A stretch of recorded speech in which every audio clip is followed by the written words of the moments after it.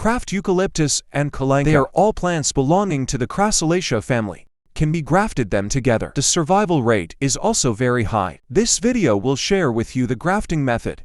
First, find a jade tree that grows well. Cut off the branches. Make an incision on the edge of the jade tree branch. Just cut it into the straight jade tree branches. Also cut it into a cut like this.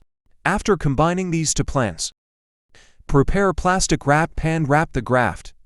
This method is the simplest, a grafting method with a very high survival rate. Grafting is successful as long as the wound is not exposed to water. After 10 days you can see results. Don't forget to give me a like and support it. The longevity flower takes on the shape of a lollipop. How is it trimmed? In the early stage, only the main trunk is left. Cut off all surrounding branches. Supplement fertilizer and water every month. Make the trunk grow taller and stronger. Once they reach a satisfactory height, start topping the thick branches. After the new branches grow 6 to 8 leaves, cut off the tops. Make the fluoride injection larger and larger. 3 growth periods. Also keep pruning branching branches. Make fluoride filling more full.